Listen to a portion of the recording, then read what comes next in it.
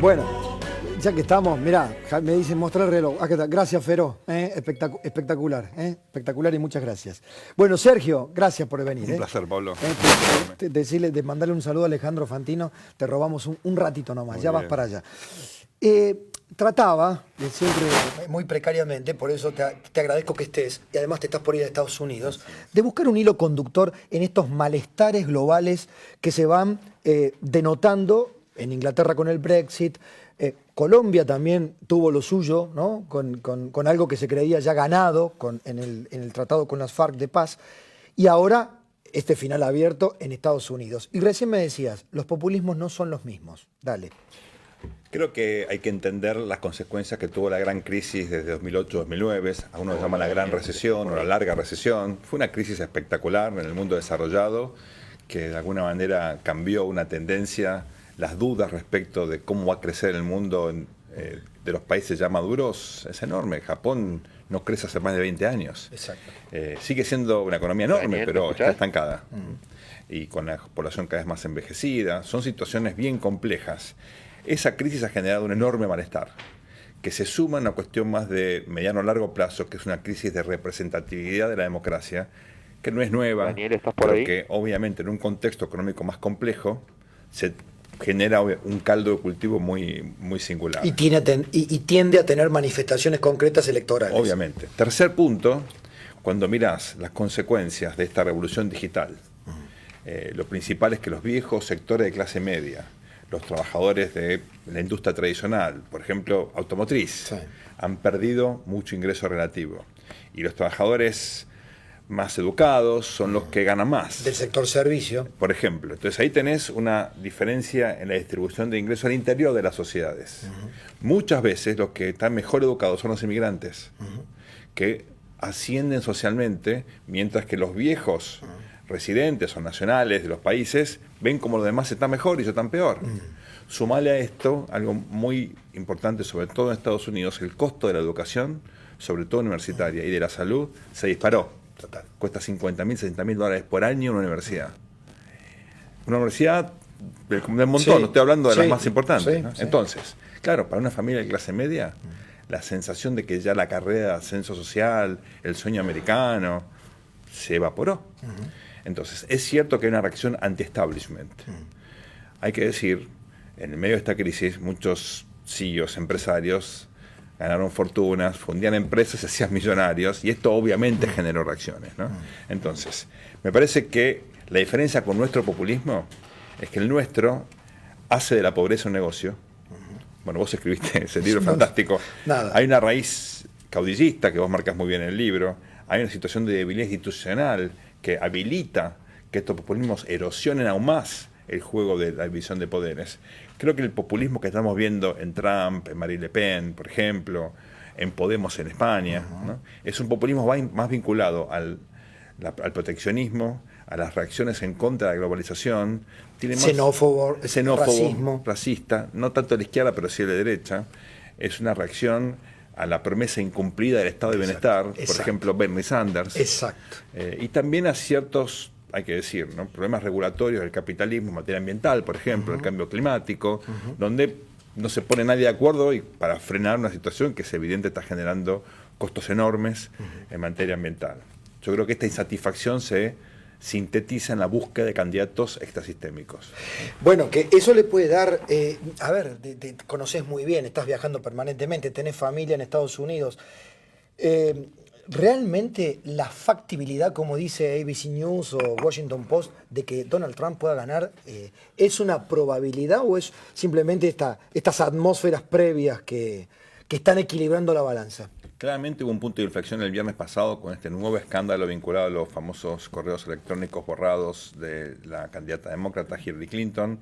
Todavía hay una diferencia a favor de ella, no es definitiva, y hay como un clima de sorpresa y de que efectivamente este voto oculto, el voto vergonzante para Donald Trump podría hacer una diferencia. Recordemos en estados claves, es un sistema como el que teníamos nosotros, Pablo, antes del 94 del colegio electoral, donde estados como Florida, Ohio, Pensilvania está definido, Colorado, New Hampshire, Iowa, pueden definir la elección. Lo que vos siempre llamás, tu frase, los swing voters y Claro. los swing states, ¿no? States. Los estados cambiantes que Exacto. pueden ser demócratas o republicanos según les va en la feria. Tenemos una frase buenísima, pato o gallareta. Es eso. Pato Gallareta. Puede salir cualquiera de los dos. ¿Cuántos electores se calcula que están en esa situación? Cuando hago la cuenta, hay más o menos, cuando se hace el total son 70, pero claro, depende cómo se vayan asignando un estado a otro, puede ser una diferencia significativa. Si todos van para uno o dos candidatos, yo creo que que tiene más chance al final del día de ganar es Hillary, todavía, pero esa chance se va reduciendo.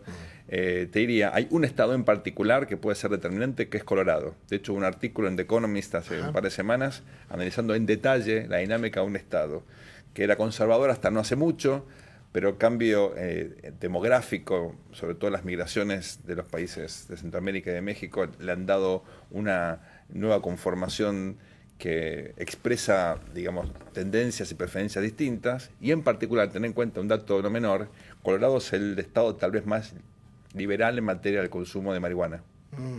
O sea, ahí tenés una situación, una diferencia entre Denver y Boulder, que son dos ciudades importantes, y el interior, que es más republicano.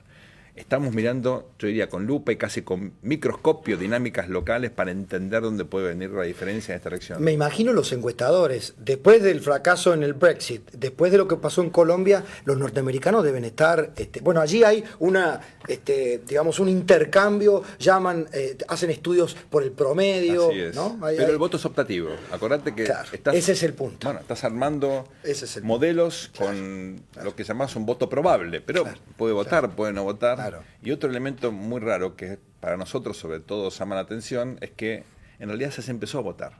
El voto dura casi un mes o a veces más. Tal cual. Puedes votar por correo, puedes votar incluso en algunos lugares que están habilitados.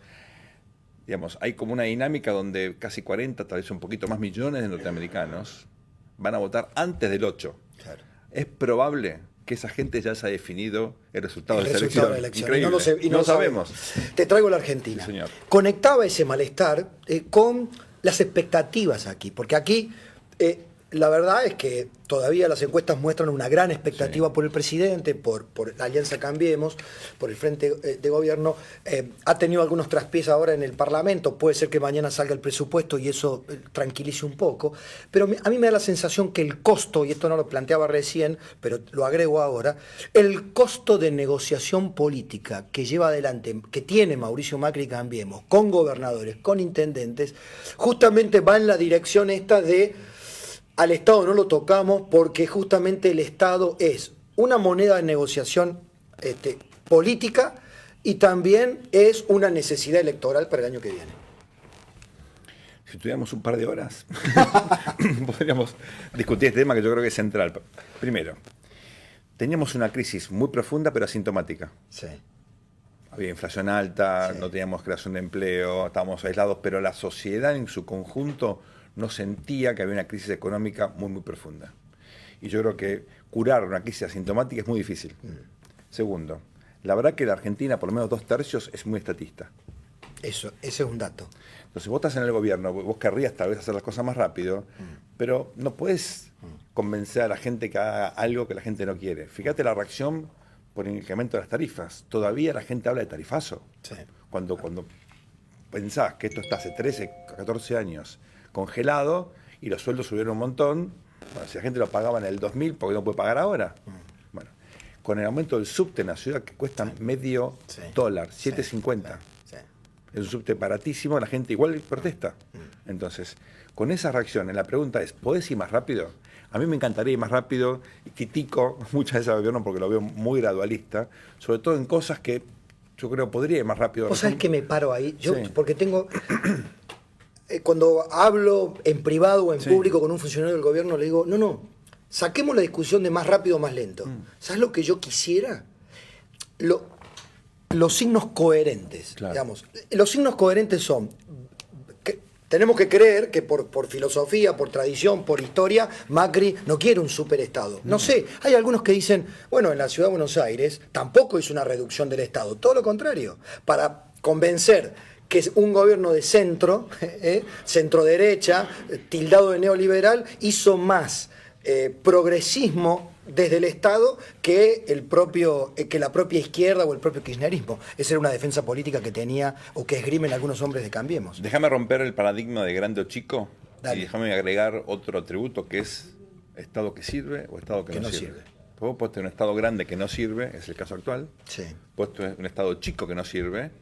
Podrías tener un estado chico que sirve, es raro, pero hay algunos casos, y un Estado grande que sirva. Yo creo que hoy Argentina tiene la posibilidad de mejorar mucho la calidad del gasto público y mejorar la seguridad, la salud, la educación, la infraestructura, el cuidado del medio ambiente, la justicia, los bienes públicos esenciales, teniendo en cuenta que la mayoría de la población quiere un Estado grande. Tal vez vos y yo nos sentiríamos más cómodos con un Estado probablemente más chico, pero la población quiere otra cosa. Entonces, si esto es así, tenés que mejorar la calidad de la política pública. Tenés que mejorar lo que hace el Estado con la plata de los contribuyentes. Claro, mira, me mataste con lo que me acabas de decir, porque yo te iba a decir que no, claro, porque me decís, la mayoría de la gente quiere un Estado grande. Sí. Yo te decía, una forma de evolucionar socialmente no es que la sociedad defina qué tipo de Estado o cuánto está dispuesto a bancar de su ingreso, su salario, sus ganancias para sostener al Estado, en función de lo que el Estado te devuelva. ¿Cómo haces para educar? Digamos, si tenemos años de deformación cultural en torno al Estado, decir, señores, es un contrato social. Sus impuestos van a un lugar en donde tienen que volver de alguna manera en contraprestación, no solo para los más pobres, no, claro, sino también para todos. Ahí tenés un debate interesante, porque en definitiva eso lo financiás de tres maneras y solo de tres: con impuestos, con deuda o con inflación.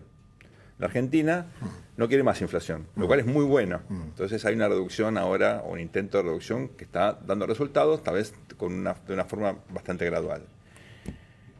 Mucho más impuestos no podemos pagar, excepto que paguen más los que hoy no pagan nada porque están en la economía informal. Tenés que formalizar un sector enorme, un tercio del PBI que es informal. Es un esfuerzo muy grande.